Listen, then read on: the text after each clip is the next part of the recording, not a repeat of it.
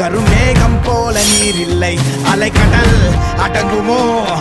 அதிகார குரலுக்கு எப்போதும் நீரின் வீழ்ச்சி நீதானே. உன்னை நீந்தி கடக்க முடியாதே ஒரு பனித்துளி, அது எரிமலை அணைத்திடுமா? வெட்டுக்குழியின் கூப்பாடு இனி நாட்டுக்குள்ள கேட்காது, இன முகவரி அது இனி விழித்திருந்திடுமே.